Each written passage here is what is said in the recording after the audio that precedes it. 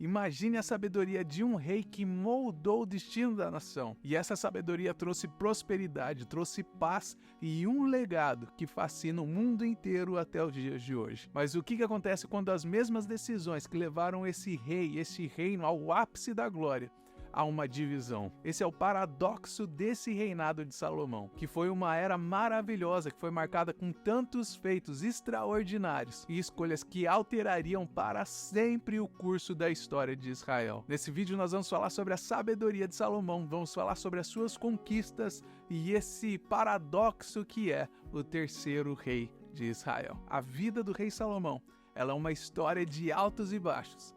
E essa vida dele nos ensina sobre a liderança, nos ensina sobre a fé e principalmente sobre as consequências das nossas escolhas. Mas antes de nós falarmos sobre as realizações, sobre a sabedoria, os desafios de Salomão, nós precisamos voltar um pouquinho para trás. Nós precisamos falar sobre o reinado do pai de Salomão, o rei Davi. E se você não conhece Davi, Davi é uma figura central nas escrituras sagradas. Davi não é apenas lembrado por ser um guerreiro, por ser um líder de Israel, mas ele é principalmente lembrado pelo seu coração, que era completamente devoto a Deus, apesar de todos os fracassos e fraqueza humana que ele apresentou na sua história. Foi sobre o reinado de Davi que Israel se consolidou e virou uma nação forte. E então, com essa Israel unificada sob a direção do rei, o rei Davi, ele personificava uma combinação de coragem e de fé. Salomão é o filho de Davi com Betseba.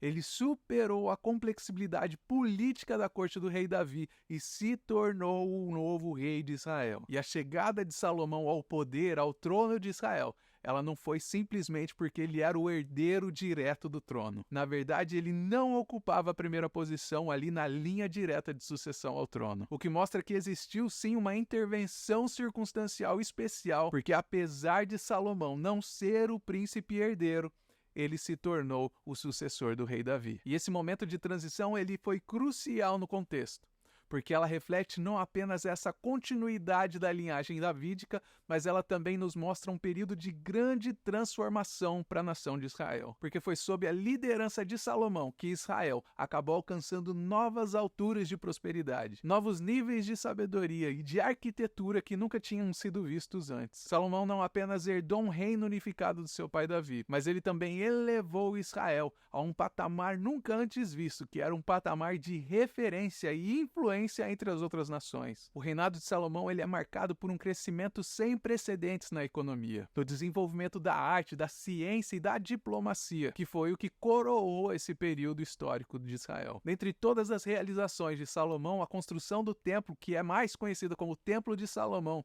ela se destaca pela sua grandiosidade e também pelo significado espiritual e cultural que aquele templo tinha para o povo de Israel. Você pode encontrar a descrição detalhada de como era esse templo lá no primeiro livro de Reis, capítulo 6, versículos 1 até o 13, e também lá em 2 Crônicas, capítulo 3, do versículo 1 até o 14. Esse templo de Salomão ele era o símbolo tangível da fé do povo em Deus. E ele também representava o compromisso de Salomão em honrar o legado do seu pai, o rei Davi. Davi, ele sempre sonhou em construir um lugar onde Deus pudesse permanecer, onde a presença de Deus poderia habitar entre o seu povo. Então a construção do Templo de Salomão foi um marco na história de Israel. E esse marco representa um período de paz e prosperidade para aquele povo. E as escrituras elas detalham cuidadosamente esse processo de construção desse Templo de Salomão. Então nessa construção eles usaram materiais de grande valor.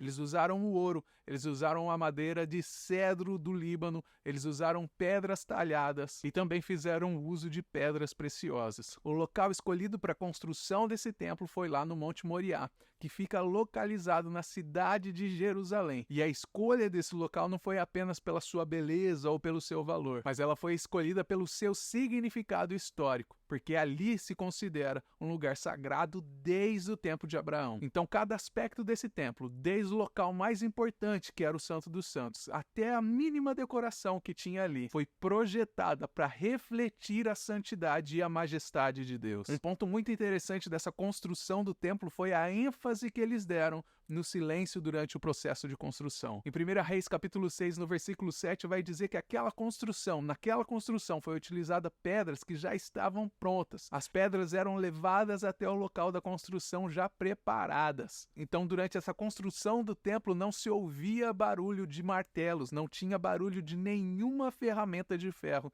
naquele local. E esse detalhe, ele revela para mim e para você a santidade atribuída àquele templo, a reverência que eles prestavam diante daquele templo, e o respeito e a humildade perante a casa que estava sendo construída, a casa que era a casa de Deus. E depois de muitos anos aconteceram várias coisas que nós vamos ver ao longo desse estudo que nós estamos fazendo aqui no nosso canal, que hoje, atualmente, lá no Monte Moriá, ao invés de nós termos um templo de Salomão ou um templo dedicado ao nosso Deus, nós temos lá a Cúpula da Rocha, que é um monumento islâmico. Então nós vemos que esse reinado de Salomão, mesmo sendo marcado por sabedoria e prosperidade, acabou caminhando para um final que serve para mim e para você como um lembrete que as nossas escolhas trazem consequências. A queda do rei Salomão é o tema central dos capítulos finais da história dele. O livro de 1 Reis, capítulo 11, ele revela que com as alianças políticas que Salomão fazia, que geralmente era selado com um casamento com as princesas estrangeiras, acabou introduzindo a idolatria a Israel,